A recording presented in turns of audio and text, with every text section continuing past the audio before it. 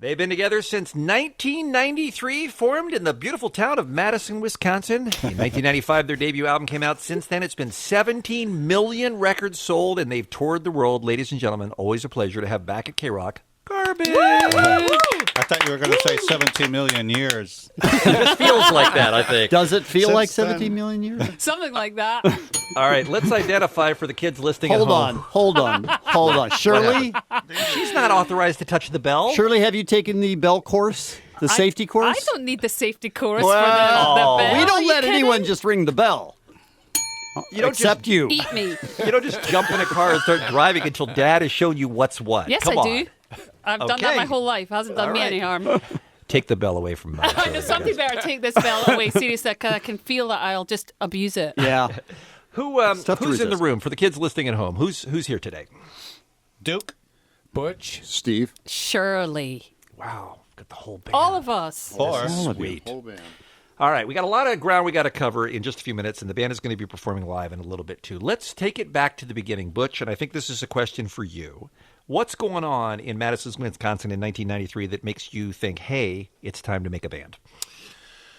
Well, by the time I had started Garbage with my bandmates here, I think I had probably done 1,000 punk rock records. And this is before Nirvana and Smashing Pumpkins.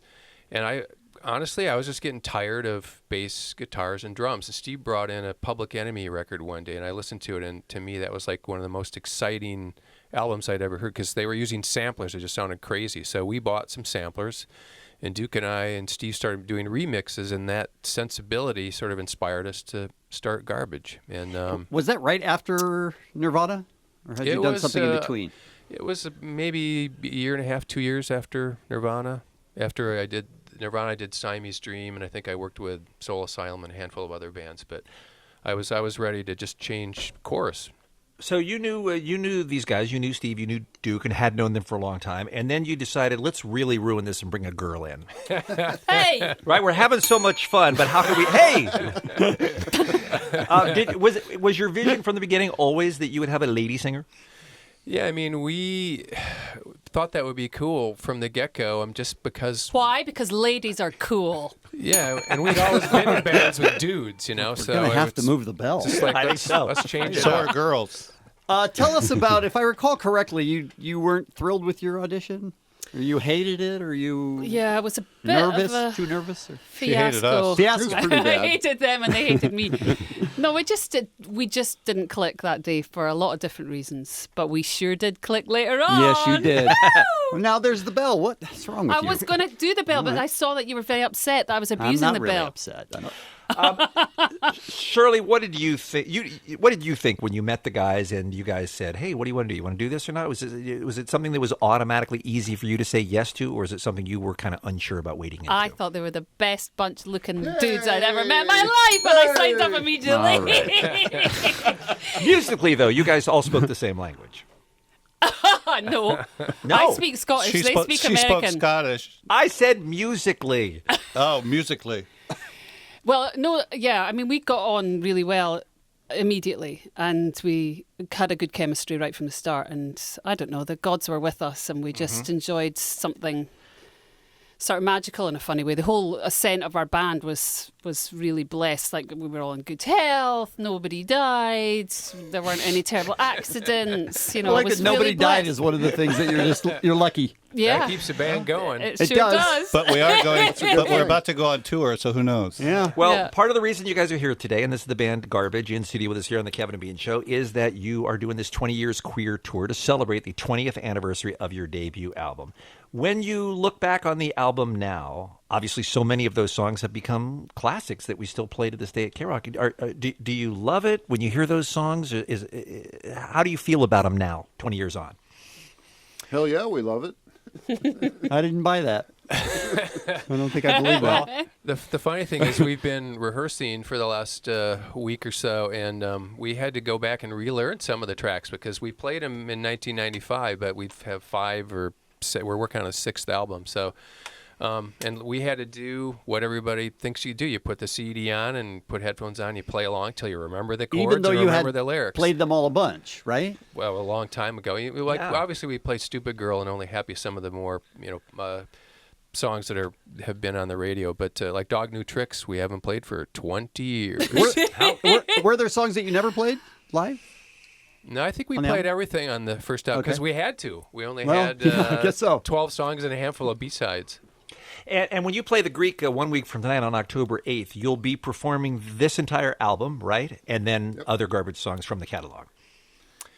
Yes, we are going to play all the songs from the Garbage debut album and all the B-sides. There's 9 or 10 or 11 possibly. I can't remember. Easy. But we're going to do them all. And it's going to be an interesting night. It's going to be fun.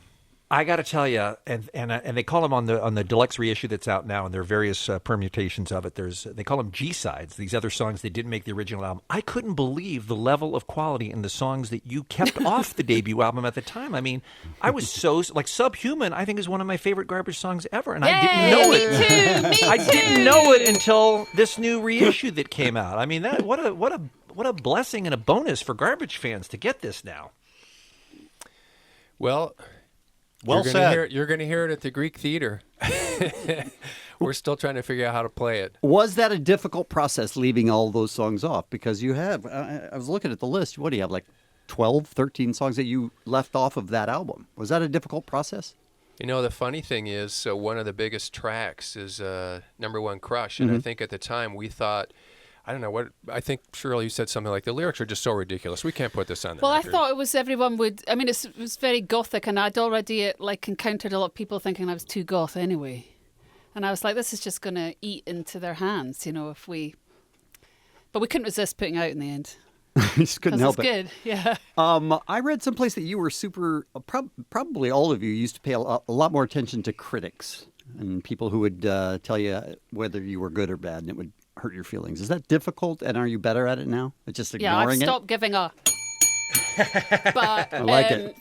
Definitely when I was coming out, I was coming from a place of I met those three gents in my band, and they were very accomplished, and I was really intimidated Really? by that. Yeah, and Thanks. That's her memory. That was my memory, and little did I know the truth behind it all, of course. But no, I was in seriousness. I was very intimidated by their musicality and their reputations and so on and so forth, and I didn't feel I was good enough to be doing what I was doing. And so, yeah, whenever I would read a good review, I'd just go, that person doesn't know what they're talking about. Whenever I read a bad review, I'd really take it to heart, and I would say, see, they're right. What my inner voice, my evil inner voice is right. I am. I mean, it's really sick. I think a lot of people do that, actually. I don't think I'm the only one. That's a tough way to live. It's really tough. I mean, It is. that whole album cycle was hard for me because of that. I mean, luckily those three were always like, "Don't worry about it. Let's just have a beer. Forget about it." So I was lucky that I had those three to sort of keep me balanced. Otherwise, I'm sure I'd have gone off the rails. Was there a point where you just said, I'm not going to listen to that, read that, any Yeah. of it, just no more? Yep. It was when I read something, now this was much later on, this was probably by our third record, somebody wrote something about me looking fat, and I'd looked like I'd been eating too many Twinkies. And I called my dad up in Edinburgh, Scotland, and he said, it serves you right for trying to look for affirmation, in the media.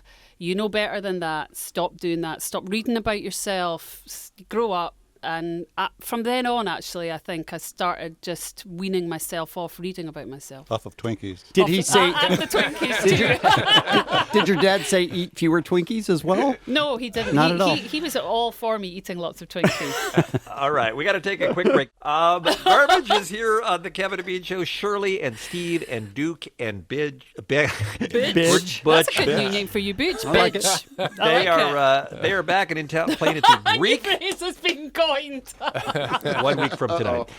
Why did you make the decision to do what you're doing, which is to play this album from front to back at the shows on the tour this time around, rather than just a regular set? I'll throw that to Bidge, my good friend Bidge, on the drums over there. Bitch, how come?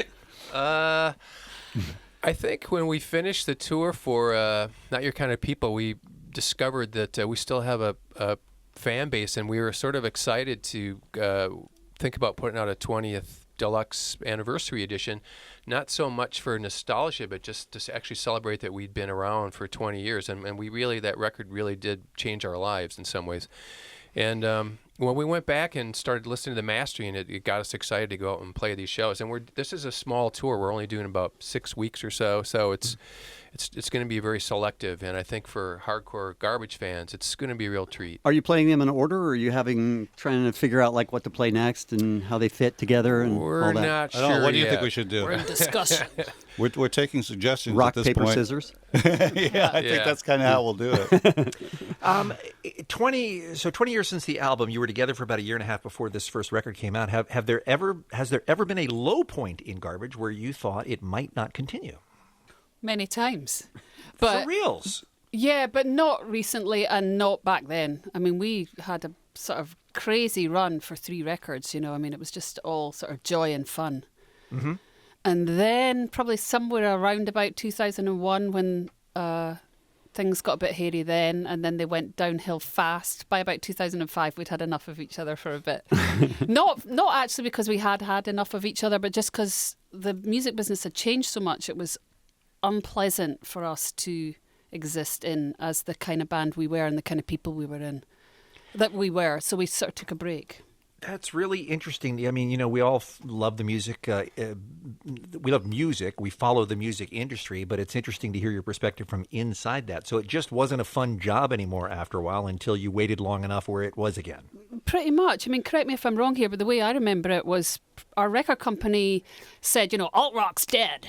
And you need to do a pop record, and you need to work with a rapper that everybody knows. And we were like, well, you know, it's just not really our style. That's what they said for real? Totally. That is pretty much what they said. And I mean, I'm paraphrasing it because it was a long meeting and it was tense and there were long pauses and it would be so boring on radio to listen to. Wow. An exact replication of that conversation. So but you that is deprived basically us what of a happened. Young Jeezy remix, is what you're saying. That could have happened if it hadn't been for you, Well, Shirley.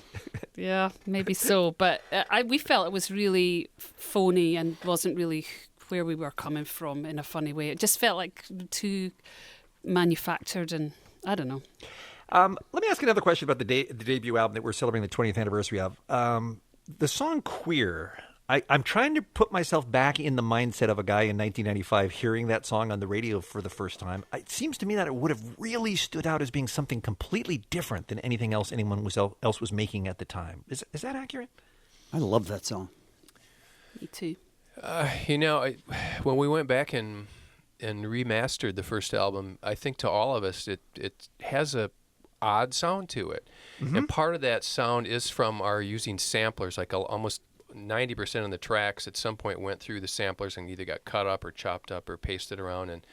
And we were listening to hip hop, so there's a bit of a hip hop in some of the grooves on that.